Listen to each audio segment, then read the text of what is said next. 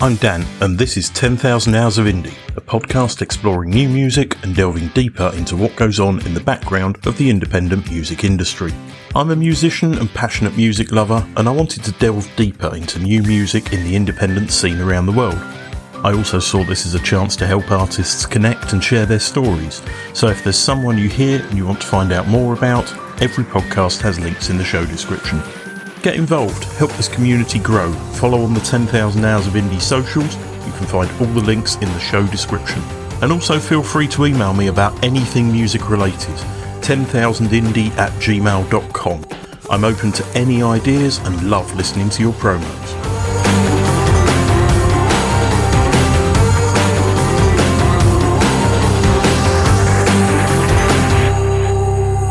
Formed in London back in 2007, Electric Litany are a four-piece consisting of Alexandros on vocals, guitars, piano and synth, Richard on drums, pads and samples, Jason on synth and percussion, and George on bass. The band like to challenge themselves musically, mixing up musical genres with elements of post-rock, synthpop, neoclassical, electronica and experimental soundscapes. With 3 albums and 2 EPs already under their belt, October the 10th will see the release of the 4th album, Desires. I've been listening to it a fair amount and wanted to find out more about the album. I was meant to be saying hi, Alex, but Alex, unfortunately, is currently stuck on a train with a broken mobile, so I'm speaking to Jason. Hi. Hi, Daniel. You're doing me right. Yeah, I'm good. It sounds like it's been a bit of a day for you guys. It has been. It has been. In classic Litany fashion, everything that could have gone wrong went wrong, but we're still here. We're still doing our thing, so it's good. You're a 4-piece band, but there have been many, many changes of personnel in just 8 years. Your website shows 8 former members and many of them bass players. So, yes, there's some superstars that have come through the band, and so my history is I was friends with the band before I joined, and we used to share a recording studio with Alex. So I've seen a lot of the trajectory of the band from the beginning up until obviously current days. And there's been a lot of superstars that have come through, but obviously a lot of us are Greek, and some of the members were Greek, so they migrated or they went back home. With London being the base, obviously people come and go. So I think some of that had part to do with it, and people start families and want to spend time with the families and so on and so forth. So this version of the band, we've been together now, I think I've been in for about 4 years. The new bass player, I think he's been with us for about 2 years, coming up to 2 years now. So this is how we've kind of moved forward. For the latest album that's coming up now next month, that was me, Richard and Alex. And then the new bass player joined after all that was kind of written and started recording. So it's a bit, moving parts. But is this now a settled lineup, do you think? I think so. Like so far, everyone seems to be, in the same place and working towards the same goals as well. We're all committed to it. So I don't see any reason for anything to change. I mean, you never know. Like I said, things happen, don't they? Like families and stuff like that. But for the time being, I feel like we're quite settled. We have another member joining. Oh, you're joking. Who is it? It is George. Hey, everybody. Hello, George. How you doing? Yeah, we just say how amazing you are and how we want you to stay forever and ever and ever. Lord. Well. Okay, so the new album. The theme of the album is a questioning of authenticity. Tell us more about that and the sort of processes you went through to make the album. I think what happens sometimes, especially with a band that goes back so long, there's obviously things that have been in the works for a while and then they get developed later. I think it was a time post-pandemic where a different kind of mentalities started kind of coming out, different types of technology started coming out. And I think what evolved was an exploration of what is it that we really want to kind of do and what they wanted to do. Because some of the material was written a while back and it was just developed now and added to this album.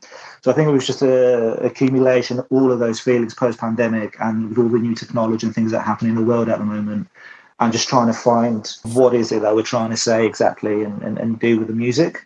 And that's where that message comes from, I feel. Maybe Alex and Richard could answer that a bit more eloquently, being the original band members, but this is kind of my point of view on it. This is a very layered album, while also feeling quite stripped back. Was that the intention with this? Yeah, actually, it's pretty spot on. So sometimes we develop things like we might be jamming and start with an idea and kind of start spreading it out and developing it. And I think something that became apparent quite quickly when we started jamming in the beginning when I joined the band, because we were 3 people at the time, because our bassist had left. So it was just me, Alex and Richard while we were kind of developing some of the songs. And what we really liked was how we worked with space. So it was almost like we were quite strict and very kind of careful about the choices we made sonically, but also kind of, melodically, harmonically, where everything sits. Because there's things like, I don't know, what's a good example? Junkie. So that's like a perfect example of it, where everything kind of sits where it needs to be surgically. And because we liked that, I think we pursued that when we were doing the post-production and when we were doing some of the arrangements, because it had that nice feel to it. And maybe that kind of subconsciously tied into the concept as well, that, kind of less is more sometimes, and information overload at the moment, isn't there? So I don't know if that kind of fed into it. Maybe I'm just being like a pretentious twat right now, but I don't know. Just trying to connect with dots. So am I right in, it's not an assumption, it was kind of the way the press release was worded, that most of the tracks were recorded kind of live? So what happened is we went into this studio in Neasden called Fish Factory. Beautiful space, like great space. And Alex, Richard, myself, George Bottis, who's been the producer and engineer of the band, is like a 5th member, basically, like since the beginning. I'm coming to that. There's a question on that later, so don't cover him too much yet. I won't say anything else. But he's an absolute legend. Him, his brother, and a couple of friends of ours, like Vasilis Taras and some other people, we all went to the studio, set up, and over 2 days, we just tracked and recorded as much of the album as we could. And then obviously some of the rest of it, like overdubs, and if we needed to rewrite some of it, we did it in just a variation of different studios between Athens and London.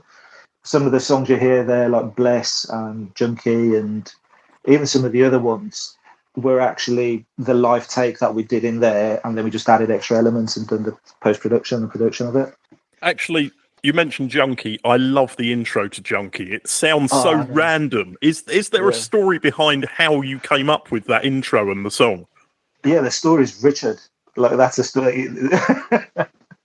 So we were kind of trying to figure out how to play it like live. There's always this thing with Litany that we try to find how to complicate things as much as possible, just to make them a little bit so that we don't keep doing the same thing over and over again, and especially for the guys as well who've been playing for so long together. So it keeps things a little bit interesting.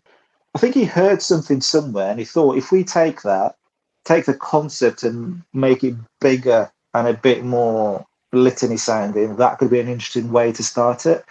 And we built it from there. But then I wouldn't be surprised if it ended up being something completely different from the initial idea, which often is the case. But I think that's where I think he heard something and said, bigger and more Litany, this could work as an intro, and we went with that. So your website says that your producer George Bottis is the 5th member, as you mentioned earlier. What is it that he brings to the band's sound that is so important? I've worked with him on other projects as well, but as a producer, and we've collaborated and stuff. I think, first of all, technically, he's brilliant. Phenomenal as an engineer, as a producer, he's just brilliant.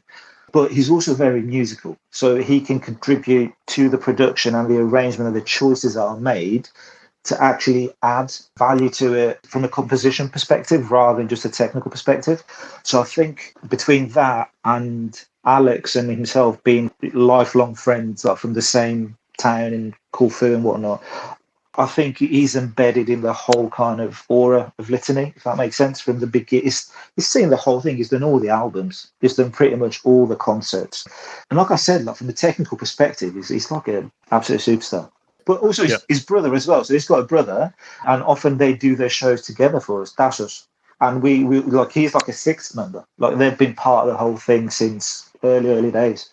So the first 2 singles, Diamonds and Reciprocate, are already available for people to hear. Why were they chosen in particular as the first sounds people should hear from this album?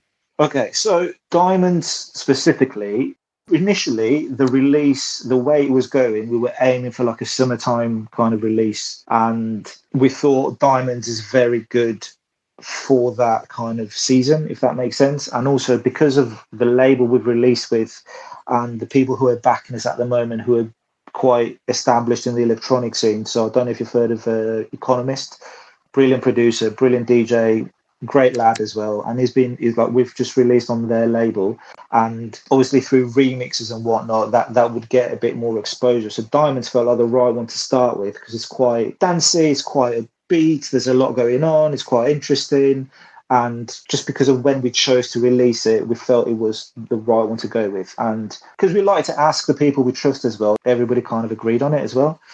And Reciprocate, I think for similar reasons, it's got a presence. There's a hook to it. There's beautiful lyrics as usual from Alex. And again, with the remixes, it's a good follow-up to Diamonds to keep that momentum going until, the album drops. I was exposed first to Diamonds. Actually, I think it's the other way around. I did play Reciprocate on my first gigs because I'm counting about 1 year in the band, 1 year and a half. Personally, and without thinking too much, I feel that Reciprocate is, and that's my personal view, it's a better representation of the whole album, I feel, in terms of the structure, of the sound, and of the total feel. Diamonds, I see, it's a song that maybe cuts through the mix a bit easier because it has a certain melodic line, it has 4 bars, and it's easy to hear, and it has some real nice, interesting sounds over there, which has the santur, which Alex incorporates into his music as well. So it's still electronica, dream pop and all that, but has some kind of Mediterranean sounds. That's why I agree with Jason that it was released in summer. It was a good choice after all. Yeah. I did like both, but yeah, to your first question, Daniel, I think Reciprocate to me is closer to the main idea of the album. Many bands have remixes of their songs, but you went one step further last year, actually performing a remix version of Diamonds. How did that all come about and work? So this is a side project that Alex was involved in with Economist. They collaborated on Economist's first album that came out on Innovisions, and he sang and co-wrote 4 of the songs, I think, that were on that album. And off the back of that, they did some shows together because obviously our album's going out on Petros's label, who's been very supportive. He and his partner worked on a remix, I think, for Diamonds, and Alex and him performed it at Burning Man because the timing just happened so that they were able to do it. So that's kind of how that came along. So that's kind of a side project of Alex and Petros. And it went down like a dream. Like the response from the crowd was, like we saw. I wasn't there, but I saw the videos and what Alex was telling us and all that. It was like really good response. The video did look amazing, and the massive crowd as well. So their first show they did together was in London, in Camden at Coco. So I went to that, and mate, brilliant. So, there's a lot of kind of where people combine electronic music with live elements and this and that and the other. There's always been a question around what is live when it comes to electronics. But I think this version of it, like what the guys did, what Petros and Alex did, I think this is quite spot on. Like it's just got the perfect balance of both. It's musical, it's truly live, very good work. And the remix is actually available on streaming services as well, isn't it? Yeah, absolutely. You make some really exciting and challenging videos for your social media posts. Do you enjoy social media as a band, or do you find it a bit of a chore? I'm going to speak personally first, right? And I'm going to say that I'm absolutely useless when it comes to social media. Not from a snobby way or anything like that. I don't think it's been embedded in my kind of routine or the way I do things. And I often forget about it, if that makes sense. And I think that's kind of the same for the band, if I'm being honest. We go through phases where we're quiet and then we do something random. But we all know, and I think since George joined, he highlighted how shit we are at social media. And and we've kind of made a conscious effort to get better at it, to the point where we've now got a social media manager who's going to be helping us out because I think we needed the help, if I'm being honest. Yeah, I agree. There's a great picture on Instagram of the band in Corfu, where you're on the steps near the sea. I think that may have been on the way to a rehearsal. We did a show a few years ago in Corfu town. And I think on the way, we saw this thing, we stopped, went out, took pictures, and I think one of them ended up being a poster. So moving on to the subject of live shows, I guess you've half answered this question, but unlike most bands who have a very obvious tour agenda, you've got odd countries such as Corfu in your list of places played. That, I assume, is because of that's where you're from, or some of you are from. Yeah, so like George, Alex, Dassos, so that side of it, they all come from Corfu. Obviously, we've got a connection to Greece. We've got a good crowd in Greece who like phenomenal. I'm very, very pleased with all of that. So Athens, Salonika, Corfu, Crete. George is from Crete. So we've got connections to Greece on a personal level because that's homeland. But Corfu specifically is Alex, George, Dassos. Richard's from England, but he's been in the band for so long. He's Greek by association by this point. Richard's girlfriend is Greek. So how about shows or a tour to promote your new album? Do you have something planned in that respect? We're working on it. So we want to do it around just after kind of the release. And we're trying to figure out the logistics at the moment. But we do have in the works like a couple of tours. And also, again, for the summertime, like we did last year, to hit some of the festivals again and you know, some of the countries around Europe that we're lucky enough to have a following. But in the short term, the aim is to find a way to book some shows just after the release of the album. And we're currently trying to figure out how we're going to do that. With your origins being split between Greece and the UK, where do you prefer to play? I don't have a preference as in place, location, because I love playing London because you get a different kind of... first of all, this has been our hometown for years and years, right? So this also feels like home at this point. And what show did we do in February, George? We played a legendary venue. The Social. Geez, it's small venue, but like legendary, like super brilliant crowd, brilliant engineers, all of it. So I love doing stuff like that in London, but I also love going back home, of course, for different reasons.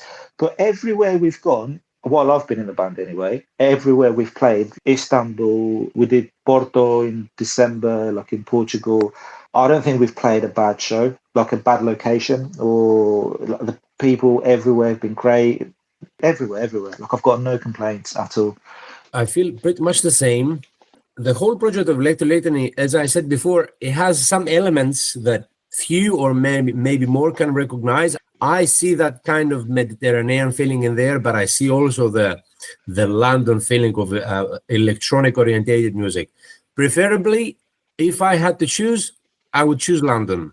I feel more connected. I can match those pieces like Litany and London easier. But I had a great time in all the other locations we did. Do you think it's because this is where you kind of met the boys and... Well, music it's sound. It will be played anywhere. So it's just like, think how I perceive the whole thing. I love it all, man. Like, honestly. Do you think you guys have been spoilt in a way because you've come into an already established band and so you haven't had to do as much of the legwork? A little, yes. A little, yes, sir. Yes, that's true. I think I'm a bit my fair part, but I think a bit more spoiled than Jason because Jason he's older than me, another member of the band, so he contributed as well more things than me. Yeah, I think we're lucky to have come in at this point. Not to take anything away from our skills as musicians or composers and stuff like that. I'm not saying that, but I think the boys have been together for so long, and they've put so much hard work into it.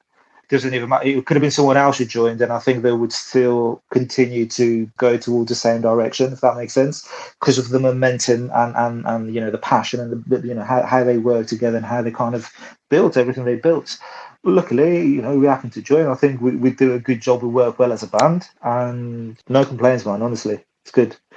The final question: what music are you listening to at the moment that people may not be aware of and should take some time to check out? I'm going through a phase at the moment, so it's not that hard for me to answer. I'm going through a Warren Ellis phase again. So, in fact, I'm going to see him on Friday. He's doing a screening of his documentary about the Sanctuary, followed by a Q&A in Dalston. So I'm going to be there. And then in about a month's time, Dirty 3 are coming to play at the Barbican. You know, with all the reunions that are happening, I was like, please let them be one of them. And they're playing in the Barbican, I think December, November. So at the moment, that's what I'm going through, a Warren Ellis and Dirty 3 phase again. So I'm kind of going through the discography back from the 90s and everything, because he's up there. as a musician for me. Other than that, I'm quite into like thrash metal. Like ever since I was young, I've played in thrash bands and stuff like that. Younger. What I'm really into at the moment is Power Trip, because I've got a new singer in. I went and saw them a couple of months ago. They're probably the tightest band live. It's insane how together they are. Like they're all of them. It was just, I couldn't believe what it was mad. It was just mad. So hugely into Power Trip at the moment. I've had this tendency, Daniel, from like since I was like a young listener. I, for some reason, focused always in the music that pre-exceeded me. Not only vintage music, but like things that happened before me. And I find myself still doing that. Definitely, I listen to new artists and stuff. And there are a couple I'm going to mention. But so at the time being, I have decided to explore what we call Western music in the terms of like key terms like Americana, country, the northern music of Mexico, till down Guadalajara as well. So I'm listening to things like the so-called norteña music, where they use horns and they play polka. For some reason, German immigrants were there and influenced Mexico's music. So I'm listening to polka, that kind of Mexican music. I'm listening to mariachi. I'm listening to bands like still for many years now, Calexico, that incorporated these two worlds, like the northern part and the southern. I'm listening to a new artist called Charlie Crockett, which is a new, actually, American artist that his music is something between New Orleans and, I don't know, that kind of thing that they call country music, which I don't understand it fully, but I'm listening a lot.